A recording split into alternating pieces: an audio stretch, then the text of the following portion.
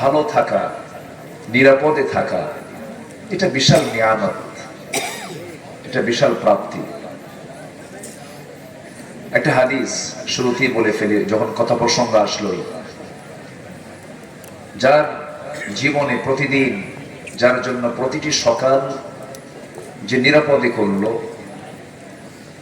যে সারাটা দিন সুস্থ থাকতে পারলো, এবং যার কাছে একটা বেলার খাবারের জোগাড় থাকলো, আমার রাসূল বলেছেন সেজন্য গোটা পৃথিবীর সমস্ত নিয়ামত যেন সে তার হাতের মুঠোয় নিয়ে থাকে।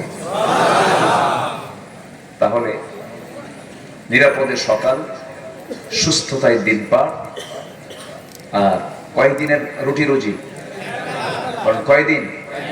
এক বেলা।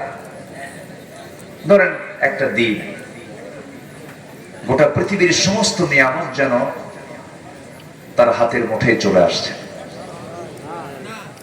তবে নিরাপদ সকাল, নিরাপদ এবং সারাদিনের সুস্থতা, এগুলো সব কি একসাথে সবার কি মেলে?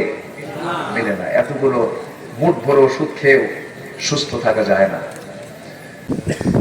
কিন্তু আল্লাহ রাব্বুল আলামিন বলেন, والذين جاهدوا فينا لنهدينهم سبلنا। যে বান্দা আমার পথে আসতে চায়, যে বান্দা আমার পথে চেষ্টা করে, আমি তার জন্য একটা রাস্তা নয়, অসংখ্য রাস্তা আমি তার জন্য একটা একটা করে খুলে দেই। বলে সুবহানাল্লাহ। কোন বান্দা হাজার বার চেষ্টা করে কোরআন মুখস্থ করতে পারবে না যদি আল্লাহ তাকে নাম মুখস্থ করায় দেয়। এরকম সুবহানাল্লাহ।